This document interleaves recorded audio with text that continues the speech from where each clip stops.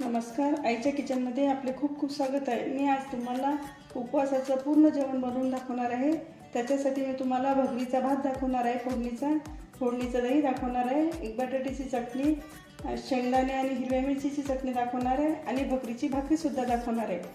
तर मग जास्त वेळ न घालवता आपण रेसिपी कशी करायची ते बघूया। आधी मी तुम्हाला फोडणीचा भगरीचा भात करून दाखवणार आहे।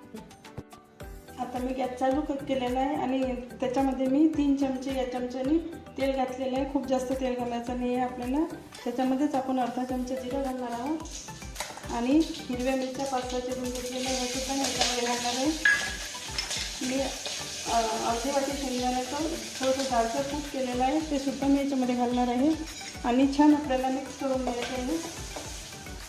मी वरी तांदूळाचा जो भात करणार आहे त्याच्यासाठी मी अर्धी वाटी वरी तांदूळ घेतलेले आहे या वाटीने आणि हे तांदूळ मी छान स्वच्छ धुवून घेणार।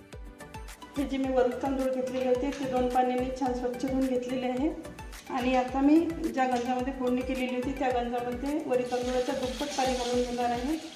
आपल्याला जर भात मोकळा हवा असेल तर पाणी दुप्पट घ्या आणि जर आपल्याला मऊ भात पाहिजे असेल तर थोडं पाणी जास्त घातलं तरी चालेल। आपण पाणी नंतर सुद्धा घालू शकता जर भाताला पाणी कमी पडलं असेल तर। आणि या पाण्याला छान उकळी येऊ द्यायची आपल्याला। त्याच्यामध्ये मी चवीनुसार मीठ सुद्धा घालून घेणार आहे आणि पाण्याला उकळी येऊ देणार। आता या पाण्याला छान आपल्या उकळी आलेली आहे। हे वरी तांदूळ जे धुतले होते ते मी आता याच्यामध्ये घालून घेते आणि गॅस मला कमी करायचा आहे। गॅस कमी करून मी याच्यावरती झाकण ठेवून याला छान मऊ शिजवून घेणार आहे। 5 मिनिटं आपण याला असं शिजू देऊ झाकण ठेवून आणि नंतर मध्येच परत एकदा आपल्याला काढून पाहायचं आहे। याच्यामध्ये जो बटाटा मी बारीक केलेला होता, तुकडे केलेले आहे मी याचे, ते सुद्धा घालून घेते। आपण फोडणीमध्ये सुद्धा बटाटा घालू शकता चिरून, पण मी उकडलेला बटाटा असल्यामुळे थोडा उशिरा घालत आहे। आपण याच्यामध्ये जर कोथिंबीर खात असाल उपासाला तर कोथिंबीर घातली तरी चालेल आणि नंतर घातल्यानंतर याला छान शिजू देणार आहे। तोपर्यंत आपण दुसऱ्या साहित्याची तयारी करून घेऊ। आपला वरी तांदूळ शिजेपर्यंत मी आता बटाट्याची चटणी करून घेणार आहे। आपण या चटणीवरती फक्त वरून फोडणी घालणार आहोत। बटाटे मी उकळून मॅश करून घेतलेली आहे आणि 1 वाटी मी दही घेतलेलं आहे। या दह्याला सुद्धा आपण फोडणी करणार आहोत, म्हणजे या दोन्ही याला एकच फोडणी करायची आपल्याला। त्या फोडणीसाठी मी हे लाल मिरच्या तोडून घेतलेले आहे हाताने, थोडे जिरे घेतलेलं आहे, थोडी साखर आणि चवीला मीठ आणि आता आपण फोडणी करून घेऊ। आता मी गॅसवरती तेल गरम करायला ठेवलेलं आहे। 3 चमचे मी तेल घेतलेलं आहे। आपल्याला 2 साहित्याची फोडणी करायची आहे म्हणून मी 3 चमचे शेंगदाणे तेल घेतलेलं आहे। आपल्याला उपवासाला जर घ्यायचं असेल तर शेंगदाणे तेल वापरा आणि जर आपण शेंगदाणे तेल सुद्धा खात नसाल तर साजूक तूप वापरलं तरी चालेल। आता मी याच्यावरती फोडणी करून घेणार आहे। मी याच्यावरती 1 चमचा जिरं घालून घेणार आहे आणि ज्या आपण ह्या बारीक तोडलेल्या जाड मिरच्या आहे लाल, ह्या सुद्धा या फोडणीमध्ये घालून घेणार आहे आणि छान याची फोडणी करून घेणार आहे।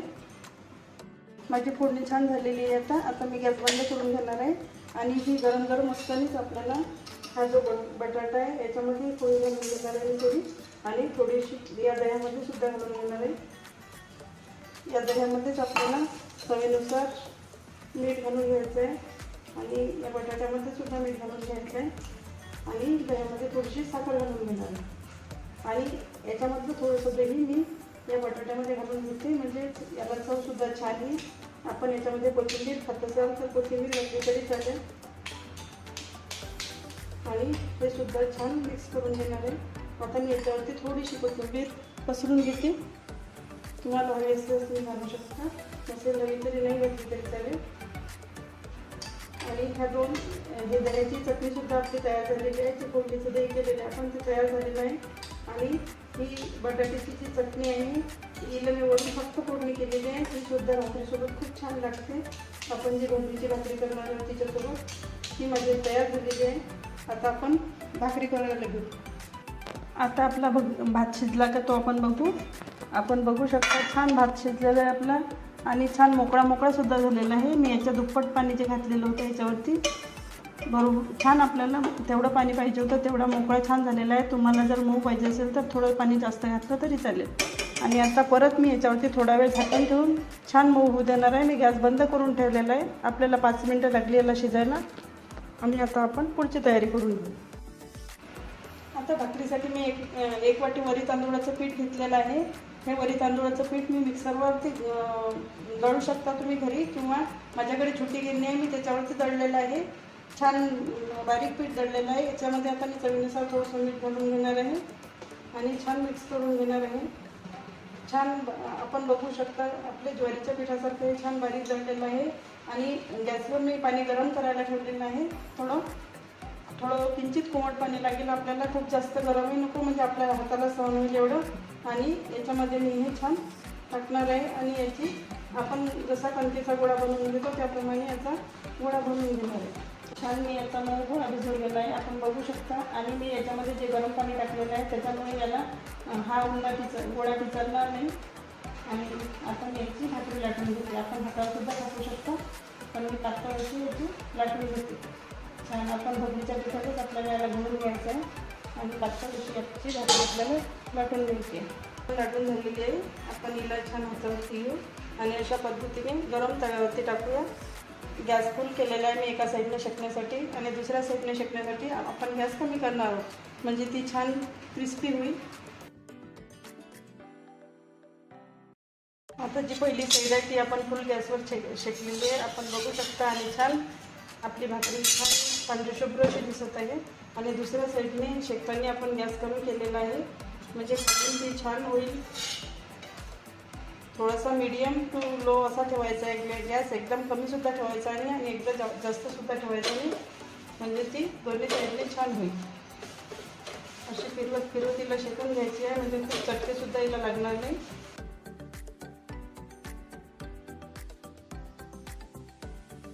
मागची साईडसुद्धा आपली छान भरपूर झालेली आहे. आणि याच साईडने मी परत आता याला उलटी टाकून घेणार आहे, कारण आपल्याला याला छान पापुद्रा येऊ द्यायचा आहे, असंच फिरवायचं आहे. आणि तव्यावरच आपण बघू शकता की ती छान फुगत आहे. ती छान याला पापुद्रा आलेला आहे. आणि किंचित चमचाभर जर तेल टाकायचं असेल तर आपण तेलसुद्धा टाकू शकता याच्यावरती अशा पद्धतीने, म्हणजे छान ही आपण जी पुरी करतो त्याप्रमाणे शेकला जाईल. आणि चवसुद्धा हिला खूप छान येईल.